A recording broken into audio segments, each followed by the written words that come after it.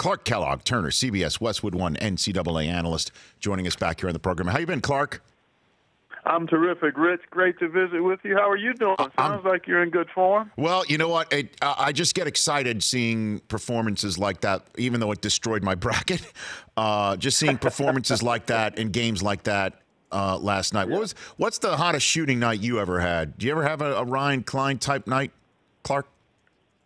I think I may have had a couple. I had one in high school, actually, my senior year, I recall. It was opening night, and we were expected to be really good, and I was really excited about getting the season going. And, it's amazing kind of what stays on the hard drive of your mind. This is, 40 years ago already, and I can remember distinctly make 22 out of 26 or 20 shots and all variety of shots. No.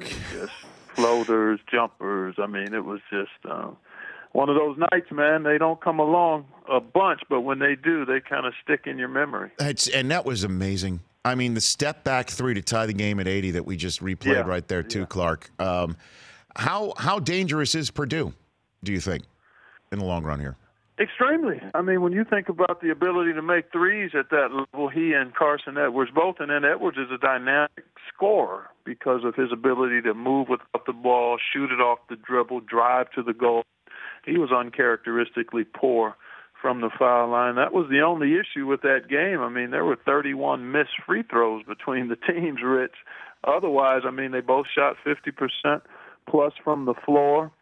Made 27 threes between them on 55 attempts and low turnover games. So then the missed free throws, which actually added to some of the drama and excitement, quite honestly, as we went to the extra session. But it was a really exciting game, the comeback from 18 down, the three-point shooting. I think there was a time in that game, and I'd have to go back and watch it, but I think 7 or 8 baskets in a row that were made were threes between the two teams. I mean, Admiral Schofield, Lamonte Turner on the Tennessee side, and then obviously Klein was in another zone. I mean, he had 22, and then he made 7 of 10 total. But it was really fantastic to watch how those teams went at it down the stretch. Do you think Carson Edwards was, in fact, fouled in the corner for 3? I do. The initial look at it head-on to Carson, I thought Lamonte had done a nice job of challenging without fouling.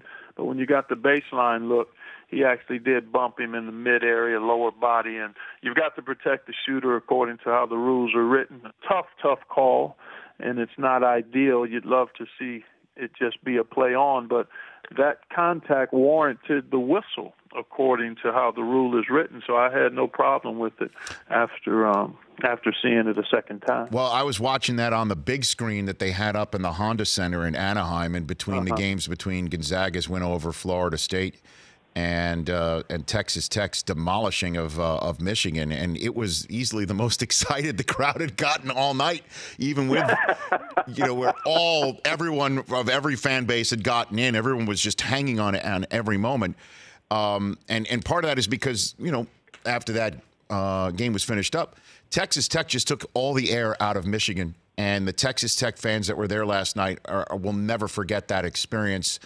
What does Texas Tech do better on defense than everyone else? Because they are the best defensive team left in this tournament, if not the entire country.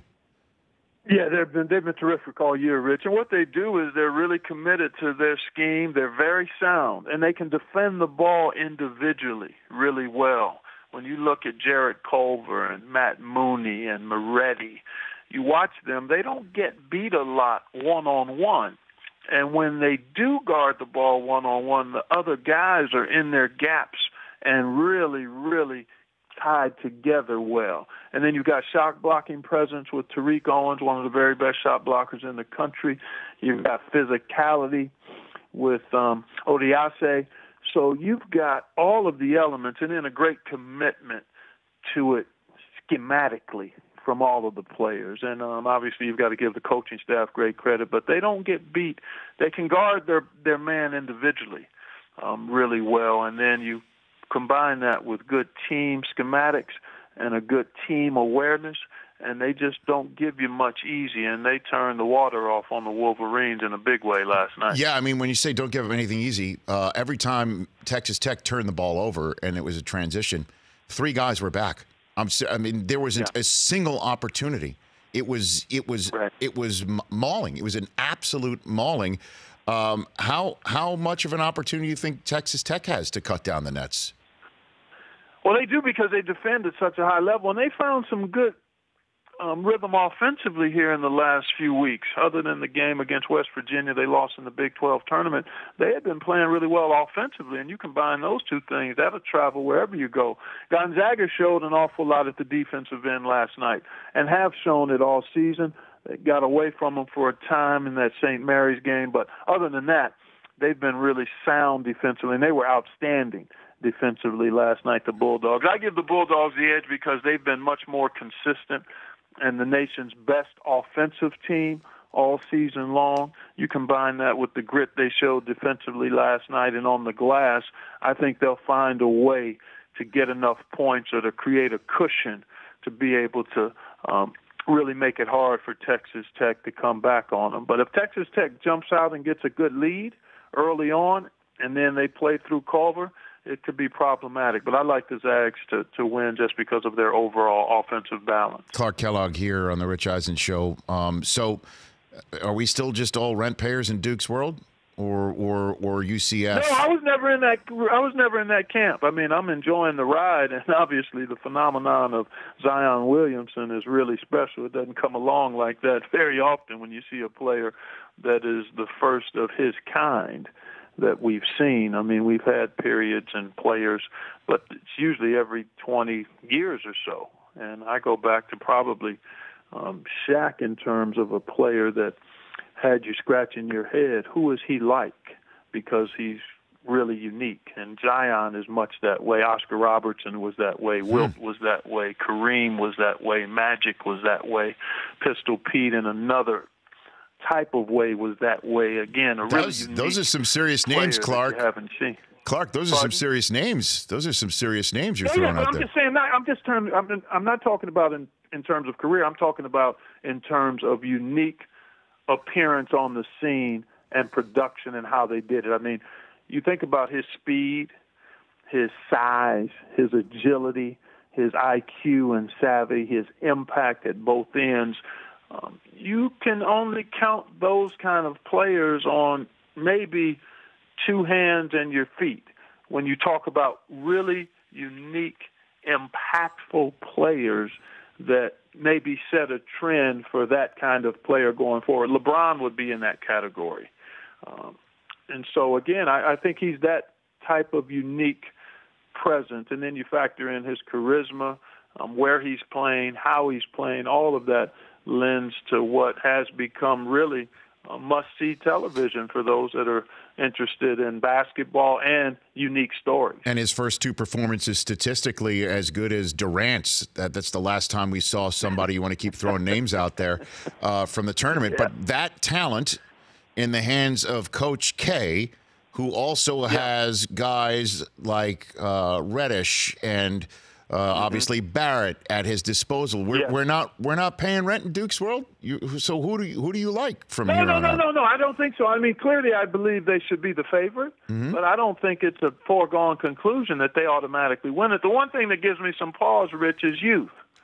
And anytime you're talking about winning championships, it's very rare that teams, even if they're supremely talented but lack some experience, are able to get it done in a 6-game run to a championship. The 2015 Duke team obviously was carried by freshmen, but there were some key seniors on that team as well, if I'm not mistaken. Quinn Cook, Jefferson.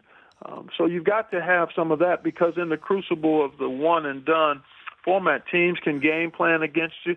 And part of what happened against UCF is that Duke was able to make threes, but UCF did keep them out of transition for the most part and made them go over the top as opposed to through them. And to Duke's credit, R.J. Barrett and Zion and Cam and even Trey Jones made a key bucket. They were able to rise to the occasion, and we'll see if they can continue to do that because I think Virginia Tech, they're number one in fewest points allowed in the paint in the country. Virginia Tech is, despite lack of size. So they did a great job of packing it in and making teams come over the top. And we'll see if Duke is able to do that even with Zion. The last meeting, Virginia Tech didn't have to face Zion. A couple more minutes left with Clark Kellogg, who's a Final Four studio analyst, CBS and Turner, right here on the show.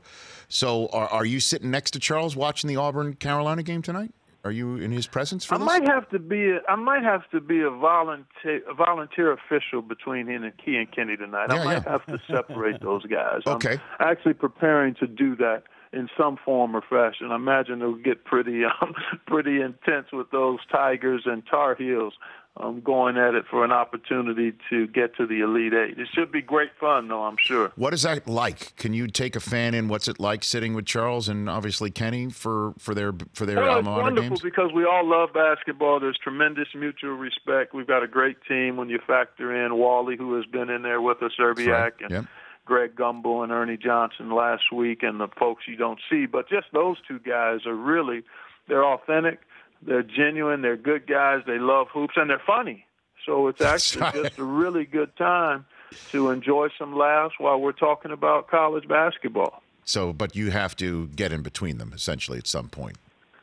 I understand. I think I might because it's all now. You know, all of the talk leading up to it, Rich, is fun and games, but the real deal happens tonight, and one of those teams is moving on to the Elite Eight, and I think as alums of those schools, I know how I would feel and have felt when the Buckeyes have been in that position in basketball, football, or other sports. It's part of where your heart is when you talk about your alma mater having success. So I know it'll be pretty intense and emotional in there for those guys tonight. Yeah, we don't talk Ohio State football around here, Clark. You know what I mean? We don't. Oh, you don't? Okay, my bad. My bad. Yeah. It's just kind of we just gloss on my heart and in my mind on occasion because of being so attached to that place, and I still live in Columbus, so it's not too far from my mind and my tongue. Great spot. It really is. I'm obviously just having fun. With Houston and Kentucky, how does that match up tonight before I let you go here, Clark? Well, a big question mark is P.J. Washington's availability, and even if he can play, what level of effectiveness will he have? I think Houston is one of the more undervalued and underappreciated teams in the country. They don't do it with great flash, but they do play top-shelf defense. I think in defensive efficiency, when you look at some of the sabermetrics, they may be number one in the country overall in defensive efficiency. I think that's Ken Palm's statistical measure. They rebound at a high level. They've got a great shot maker and scorer in Corey Davis Jr., and although Armani Brooks has struggled in the tournament, he's a 40% three-point shooter on the season and very dangerous. And they got a number of good young players that I think are competitive, that are not afraid, and that really relish this opportunity to surprise the world. I actually picked them to go to the Final Four. I'm actually leaning towards Carolina coming out of there now, but I give Houston a really good chance to prevail in tonight's game. So who did you have in your bracket before I let you go here? Well, I had two brackets. I did one on Selection Sunday night on the air once we got done with the selection show, and that was 3 number 1 seeds, Duke. The 3 number 1 seeds, and then Houston was my kind of outlier. I like to try to at least have one team that's maybe a little bit off the radar. And then I did another one that was published on CBSSports.com, presented there, and that was Michigan State with Gonzaga, Houston, and Virginia, with Gonzaga winning it all in both of the brackets. Look at you. You are very much alive right now, Clark Kellogg, on your brackets. It can all change in a heartbeat, though, Rich. You know Tell me about it. Last night was an unmitigated disaster as Tennessee and Michigan go out for me, but that's just me. But that's the beauty of this thing, man, right? Playing bracketologists, man. I know that. Hey, Clark, thanks for the call. Have a great time calling. You're calling it on Westwood One, the Final Four, and the National Championship. I'll be there for the 3 games on the weekend. Yeah, I always look forward to that the last few years. I got my start in radio way back with the Pacers, so it's kind of back to the future, and it's nice to have a full plate those 2 days at the Final Four. And you are with royalty with John Thompson right next to you. That is royalty, sir. Great royalty. And Kevin Kugler. Okay, great. And then Bill Walton and Jim Gray join us with the halftime. So, no, we got a great crew. Come on. Are you serious? Jim Gray and Bill Walton together? Yes. Entertaining, informative. Yes. Does Bill take Jim on the Deadhead tour with him, too? That would be fantastic. Don't you think that would be great? That'd be fantastic. I love it. And does John have the towel over his shoulder for the broadcast? No towel. Okay. Just a lot of really good insight from years of doing it at a high level, and for sure, he's got a pretty good wit about him too. Nice sense of humor, so it's great fun. Great fun. Really appreciate the call. Thanks for the call. We'll chat soon. Yeah. You got it. All right, Rich. Great being with you. You bet, Sam. That's Clark Kellogg at Clark Kellogg CBS on Twitter, at CLog with 2 G's. CBS on Instagram. The Rich Eisen Show, weekdays at noon Eastern on Audience.